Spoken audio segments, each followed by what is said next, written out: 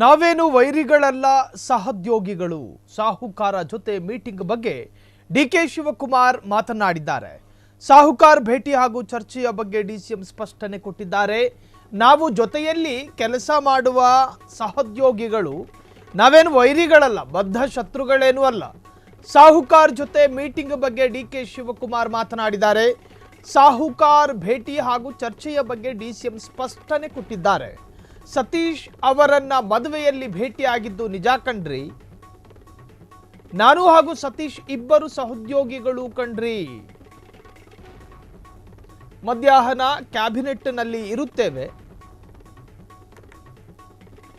ಸಂಜೆ ಊಟಕ್ಕೆ ಸೇರ್ತೇವೆ, ಬೆಳಿಗ್ಗೆ ತಿಂಡಿಗೂ ಸೇರ್ತೀವಿ.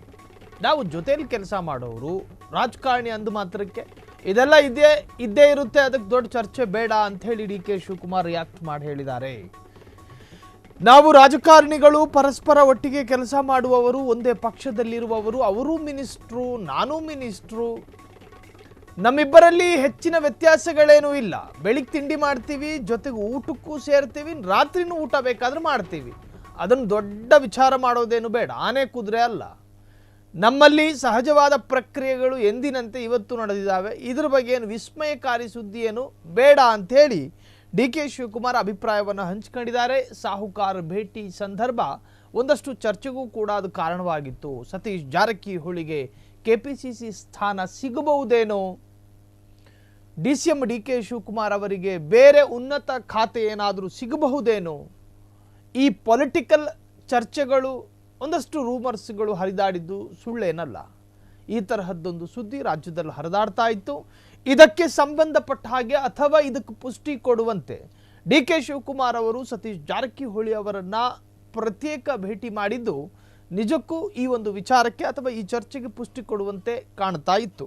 ಒಟ್ಟಾರೆ ಆ ವಿಚಾರಕ್ಕೆ ಸಂಬಂಧಪಟ್ಟ ಹಾಗೆ ಈಗ ಡಿ ಕೆ ಶಿವಕುಮಾರ್ ಅವರು ಕ್ಲಾರಿಟಿಯನ್ನ ಕೊಟ್ಟಿರುವಂತಹದ್ದು. ನಾವೇನು ವೈರಿಗಳಲ್ಲ, ಸಹೋದ್ಯೋಗಿಗಳು.